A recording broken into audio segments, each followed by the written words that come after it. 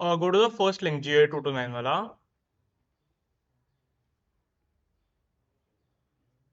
ये दिख रहा है कैम्बर्ड एयरफॉइल है.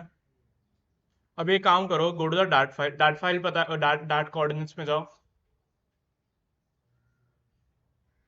Copy this whole thing, create a new Excel file,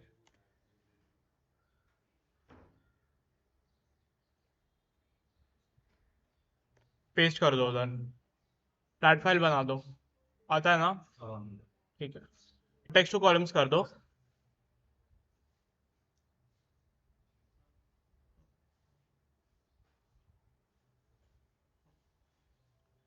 B वाले कॉलम में what do you see, which which coordinates are दे?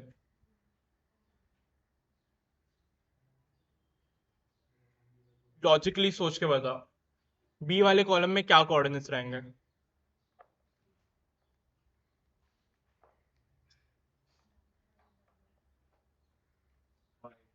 क्यों? नेगेटिव ही हो रहा है ना, एक्स में नेगेटिव नहीं, वन भी चालू हो रहा है ना बी में एक्स, बी में, अच्छा बी मतलब एज इन द फर्स्ट. ठीक है सर, फर्स्ट कॉलम जो तेरे को टेक्स्ट के साथ दिख रहा है, फर्स्ट कॉलम जिसमें नंबर्स है, वो वाला क्या है? हाँ हाँ हाँ, ठीक है. So it starts from one, ends at one, right? Those are your x coordinates. The second column has your y coordinates. ठीक है.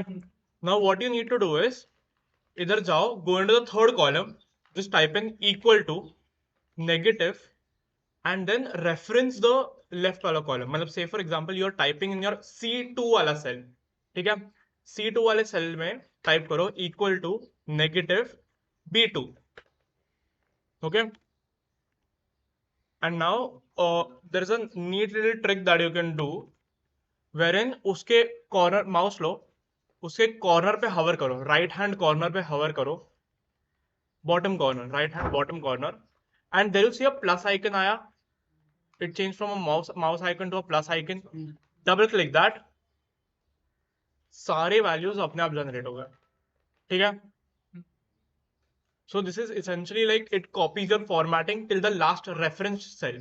So last reference cell of B was at B34. ठीक है, तो वो उधर तक कॉपी करेगा. Okay. सब लोग ने सिलेक्ट किया है सी वाला कॉलम, कॉपी कर लिया है. ठीक है. हाँ देख क्या सी ना योर वैल्यू देख, तेरे में थर्ड कॉलम जो बनाया है, वो the new column that you have created वो वाला सिलेक्ट करो. ठीक है. Now you copied it.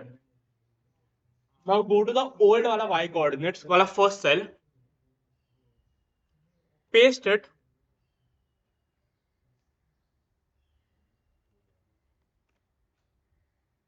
Paste it.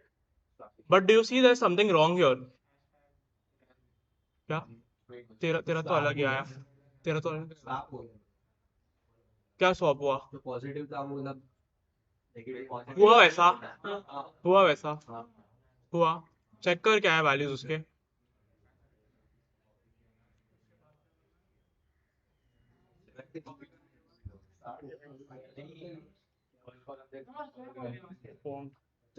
क्या है? हाँ, exactly, one and negative one आया. तो ये एक्स एंड नेगेटिव एक्स है. तुम लोग को एक्स एंड नेगेटिव एक्स चाहिए? नहीं ना? तो प्लस कंट्रोल. कंट्रोल का नीचे ऑप्शन भी आता है, पेस्ट ऑप्शंस नाम करके, कंट्रोल का छोटा सा टैब आएगा सबसे नीचे. ठीक है. Press that, and there is an option called as values. ठीक है. पेस्ट वैल्यूज में फर्स्ट ऑप्शन वैल्यूज नाम करके, क्लिक ऑन दैट. आ गया. So what essentially you're telling Excel is कि do not copy the formula, copy the values that these formulas had. First इसमें it copied the formula. So essentially वो क्या बोल रहा था अभी, instead of having it referenced as equal to negative B2, it was becoming negative A2 because it references to the left side. ठीक है. समझा? रुकिए एक मिनट, एक मिनट, सबको इसका सिग्निफिकेंस समझाएगा हम लोग क्यों कर रहे हैं. Why are we doing it? Why do you want an inverted airfoil? Negatively feature tail. Exactly. Tail में तुम लोग को नेगेटिव लिफ्ट चाहिए, मतलब नेगेटिव लिफ्ट नहीं, lift in the opposite direction चाहिए, right? So the CL that you will get from this will actually be negative. Try this out in XMLR अभी. We'll try this out. छोटा सा एक analysis run करेंगे, ठीक है? Yes, erase your third column.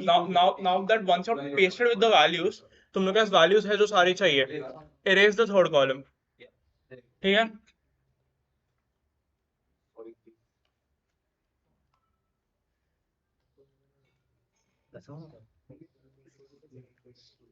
ठीक है, डाट फाइल क्रिएट हो गया तुम लोग का. अभी डाट फाइल क्रिएट कर दो. किसी को इसमें डाउट्स है? पहली बात, किसी को इसमें डाउट्स है?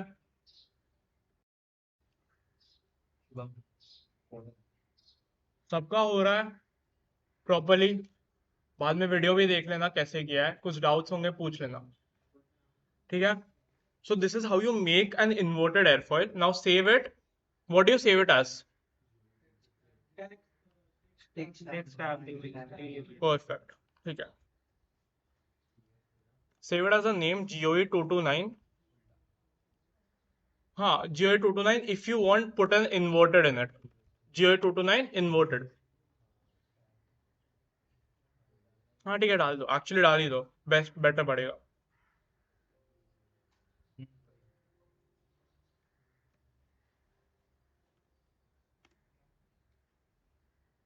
सेव कर लिया text file.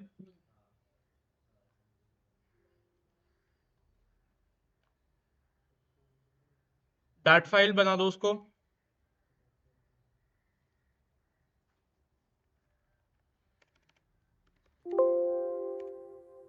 Cool. Now go back into your XMLR. Everyone has an airfoil, normal airfoil saved, right? कोई नॉर्मल एयरफॉइल बनाया था हम लोग ने, तुम लोग का एप्लर 420 whatever it is, वो रहेगा, उसका डाट फाइल है ना? ठीक है? हाँ. Go into direct foil design, import a normal airfoil like the तुम लोग का एप्लर 420 या कुछ रहेगा जो नॉर्मल नॉन इन्वर्टेड एयरफॉइल रहेगा, वो एक इंपोर्ट करो and import your inverted airfoil as well.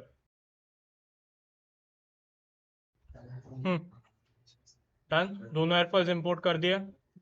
सब लोग इधर है. Inverted and regular airfoil, Eppler 420 रहेगा, एप्लर 339, कुछ भी.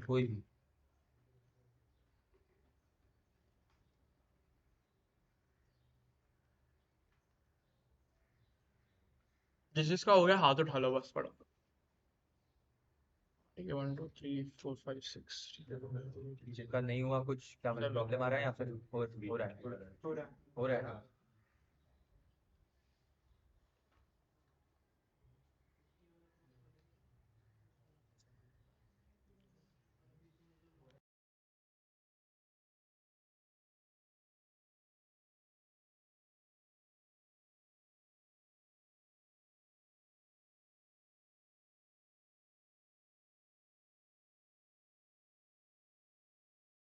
पर वो गलत सेव किया, वापस से.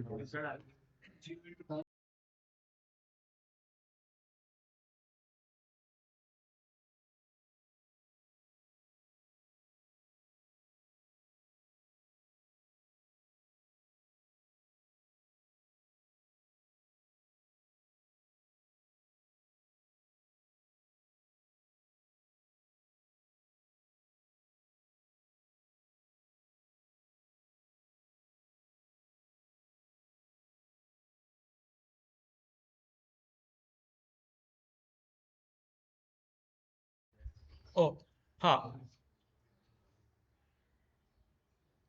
Plane define a new plane. Wing को टिक रखो, एलिवेटर को टिक रखो, फिन को अनटिक करो, ठीक है? x0 z0 रखो, चलेगा अभी के लिए. टिल्ट एंगल चाहिए तो 5 दे दो for the wing. Your elevator का x मतलब इसेंशियली क्या रहेगा? हाँ हाँ, तो उसको एक जनरल टर्म भी रहता है जो हम लोग बोलते हैं, क्या रहेगा वो?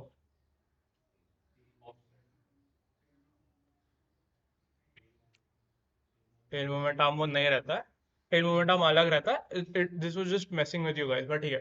Tell moment arm is not from एक leading edge to other leading edge. So अभी what are doing, you are placing your leading edge at x equal to 0, and you're placing your tail at, say for example, like let's keep it at 40 inches. Let's keep it at 30 inches, 30 inches x का, and let's have a let's हाँ elevator को ऐसे tilt angle मत दो अभी, just let it be at 30 inches from the main wing, ठीक है? Define your main wing, 40 का span दो, y equals to 20 मतलब, ठीक है? 40 का span मतलब y equals to 20, chord 8, rectangular chord 8 rectangular wing, of S1 2 जो तुम्हारा ये रहेगा, विंग रहेगा, विंग का एयरफॉइल वो सिलेक्ट करो, ठीक है? फॉइल में 335 ना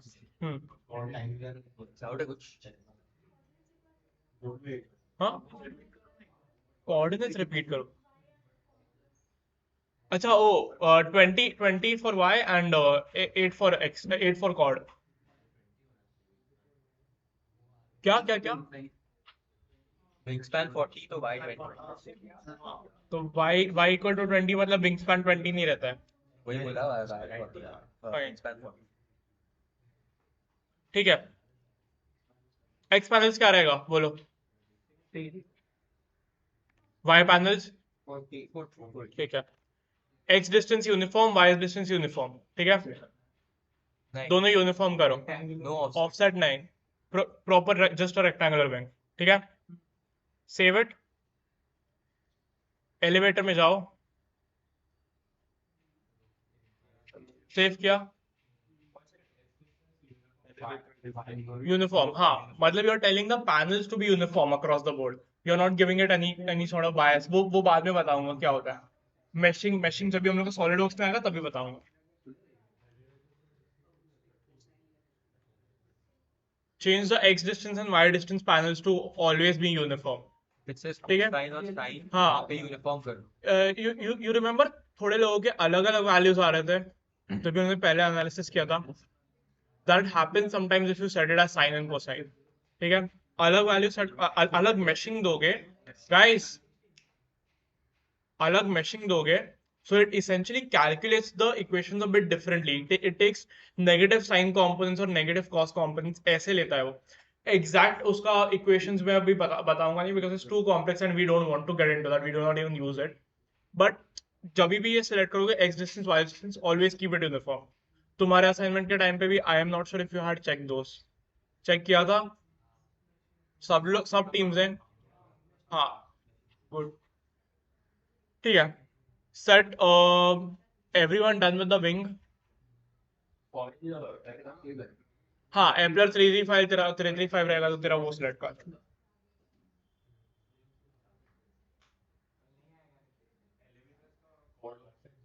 बता दो, सब लोग का विंग डन।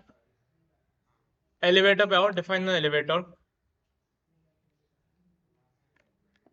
20 इंच स्पैन मतलब वाई क्या रहेगा? 10। 4 इंच कॉर्ड,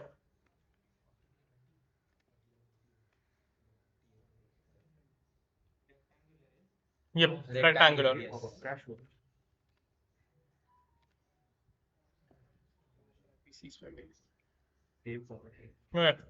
इसमें GOE 229 यूज करो, ठीक है? Again X distance uniform, Y distance uniform पहले सेट करो। रुकिए एक मिनट, हेट एक्स पैनल वाई पैनल क्या रहेगा? परफेक्ट, चलो ये क्लियर है ना क्यों हम लोग ऐसा रखते हैं, या अभी भी इसमें कोई डाउट्स है?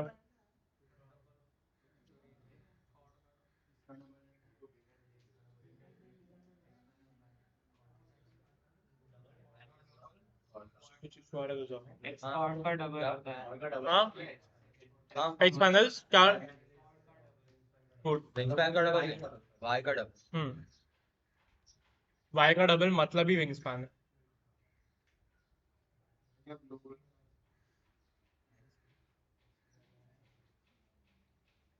क्या हुआ, किसको क्या इश्यू है बोलो।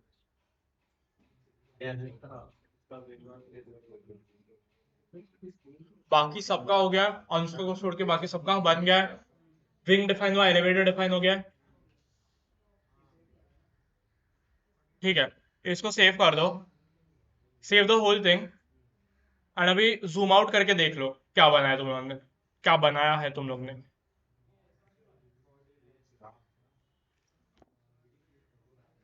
कितना रखा है आपने? 13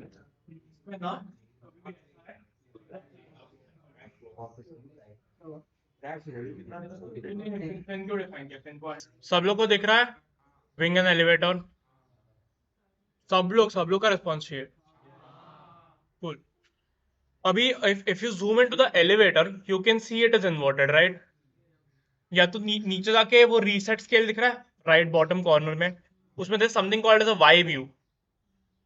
सेकेंड ऑप्शन है Y view.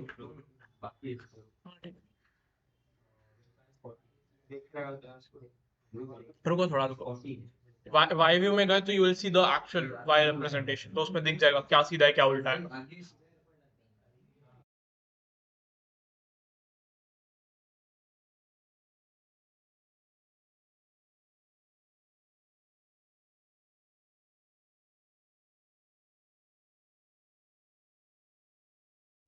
चलो एनालिसिस कैसे करता है, रुक एक मिनट, रैन एनालिसिस कैसे करता है?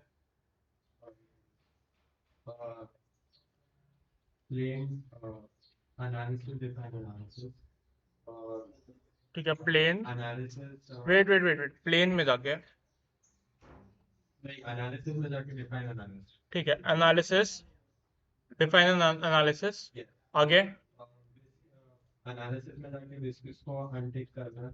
ये पे explain it to me, how I explain it to you. Polar type में क्या करना है? Polar type and 5.6 speed Okay. 10 meters per second. ठीक है, After that, go to analysis the second tab. Okay PLM2. Okay okay, हाँ ठीक है, सब लोग को समझा जो उसने बोला? सब लोग ने सेव कर दिया एनालिसिस को? ठीक है, सीक्वेंस सेट करो from 0 to 5 degrees, actually just 0 degree, हाँ 0 to 5 डिग्रीज करो, हाँ 0 to 5 डिग्रीज करो with a delta of 1, step of 1. Everybody ready to analyze? सब लोग, किसी का नहीं हुआ है हाथ उठा लो। ठीक है, analyse.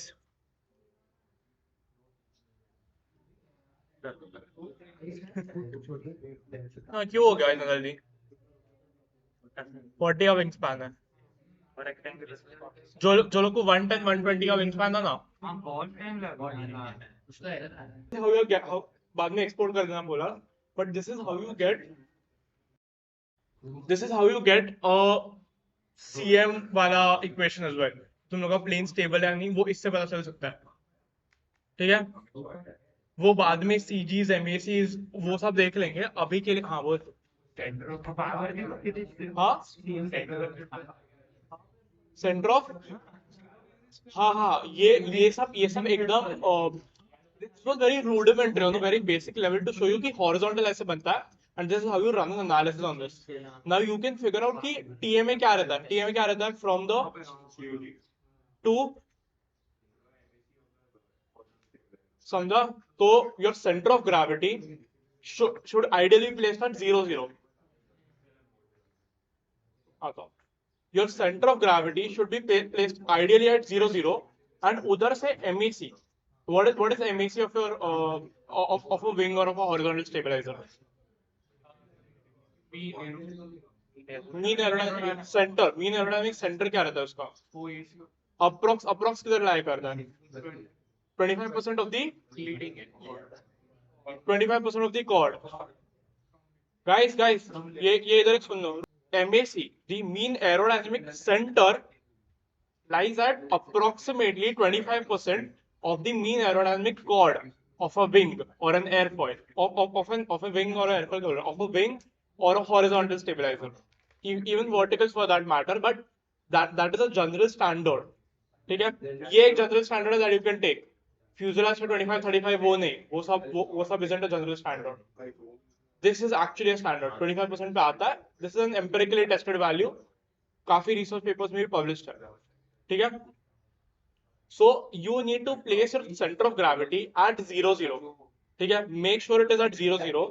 You can essentially shift your whole plane आगे, उसको 0-0 पे place करो.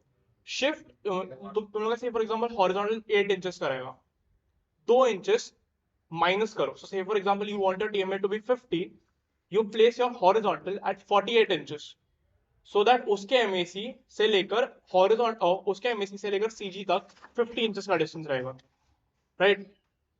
ये 2 inches आगे आ गया, तो 48 from here and 50 to here, because in XFLR it calculates leading edge तक का distance.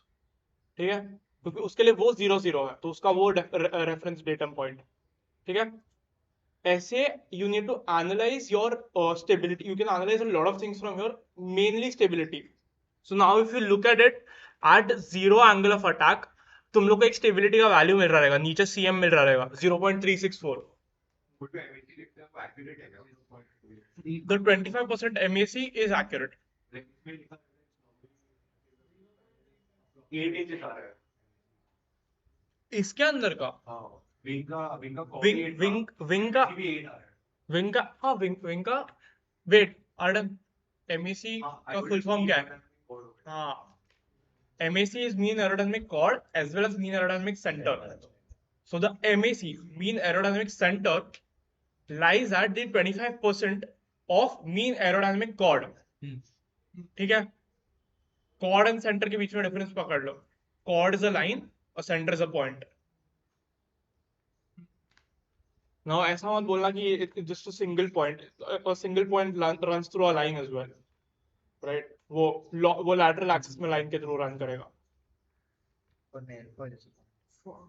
For an airfoil it's a point precisely. ठीक है, ये एक अलग ये एक एनालिसिस का ही आगे का पार्ट था. So this was going to be covered in the XFLR session 2, but we wanted you guys to see कि like हम लोग को अगर सीधा cambered airfoil किया जाए, उल्टा cambered चाहिए तो कैसे करेंगे? As simple as that. Just invert it, mirror करो, right? Solutions for everything in aircraft design are going to be as simple as that. They're going to start from your basics. क्या करना है? Moment equation solve करना है. क्या करना है? सिर्फ weights balance करना है. This is all that is going to be.